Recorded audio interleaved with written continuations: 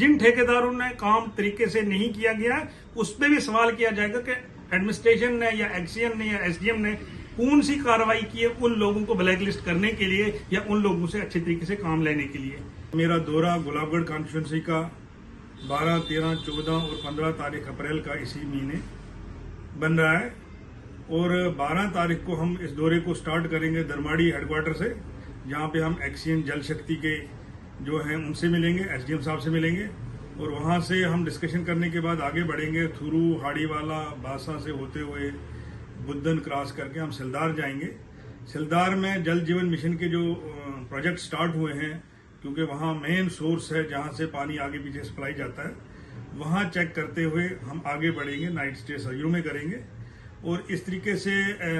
13 तारीख को हम मोहर और गुलाबगढ़ के एरिया में होंगे और 14 तारीख को बद्दर के आसपास की पंचायतें शिकारी और डुगरी पंचायत को हम टच करेंगे और 15 तारीख को हम चसाना जोन को टच करेंगे। हमारे इस दौरे में जो मिशन रहेगा वो रहेगा जल जीवन मिशन, जो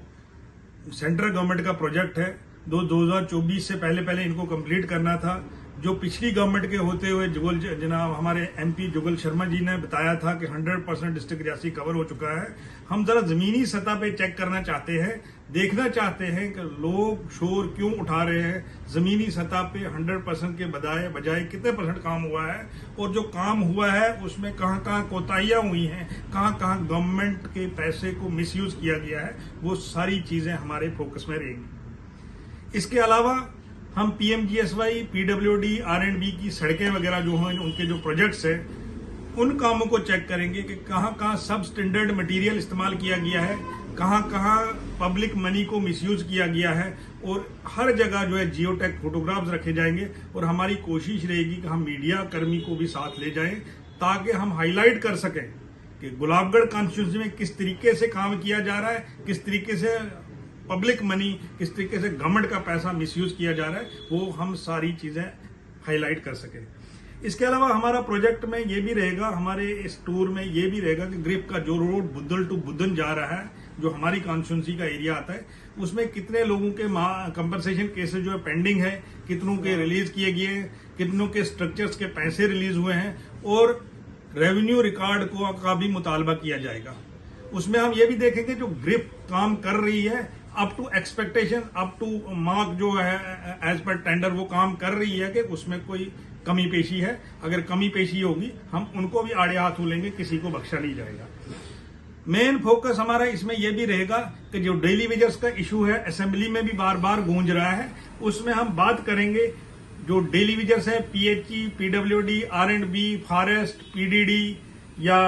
एमजी नरेगा का स्टाफ है, एनवाईसी का है, आंगनवाड़ी वर्कर्स है, आशा वर्कर्स है, एसपीओज है, कंट्रेक्चुअल लेक्चरर्स है, सीजनल टीचर्स हैं, इन सब पे फोकस किया जाएगा। खुसूसन इनके हुकूक की बात की जाएगी कि किस तरीके से गवर्नमेंट इनको 60 साल तक काम लेती है, 60 साल की उम्र तक काम लेती है, उसके बाद एक्सपेल किया जाता है और ऐसा लगता है इन्होंने कभी डिपार्टमेंट में काम ही नहीं किया है।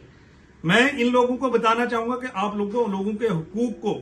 जाया किया जा रहा है। आप ग्रेजुएटी एक्ट एंटाइटल्ड हो। अगर आपने 5 साल कंटिन्यू काम किया है डिपार्टमेंट में, डिपार्टमेंट की जिम्मेवारी बनती है फिर आप चाहे 5 साल के बाद काम छोड़ें, चाहे डिपार्टमेंट निकालें, चाहे रिटायरमेंट एज अटेन करें, आप gratuity act parliament pass by parliament of India 1972 जो है उसके हिसाब से आपको ग्रेजुएटी मिलनी चाहिए। बाकी कहीं के सैलरीज पेंडिंग है उस पर भी बात की जाएगी, कहीं को ऑनलाइन नहीं किया गया है उन पर भी बात की जाती है और जो मिसहैपनिंग ड्यूरिंग सर्विस की इन लोगों के साथ होती है, कोई काम करते करते हादसा हुआ है, किसी का बाजू कट गया या किसी का बाजू टूट गया या किसी की जान चली गई, उनके कंपनसेशन केसेस के बारे में भी बात की जाएगी। खास करके पीडीडी के लोग जो है, चाहे वो मुलाजमीन है चाहे वो बाहर के लोग हैं जिनको करंट लगने की वजह से जान गई है, उनके कंपनसेशन केसेस भी पेंडिंग है। मैं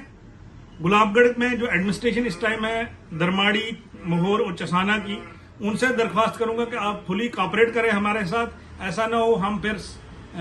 पब्लिक को लेके प्रोटेस्ट करें और कानूनी कार्रवाई करें, फिर आप हमारे घरों के दस्तक देंगे लेकिन उसमें हमें मजा नहीं आएगा आपको सजा दिलाने में। इसलिए जो भी प्रॉब्लम्स है, जो भी आपके कामों में कमियां हैं, वो 11 तारीख तक फुलफिल करें और 12 तारीख से जब हमारा मिशन स्टार्ट होगा, जब हम दौरे पे होंगे, फिर अगर जो चीजें होंगी उनको बख्शा नहीं जाएगा। हम कानूनी लड़ाई भी लड़ेंगे, सड़कों पे एहतजाज भी होगा और जो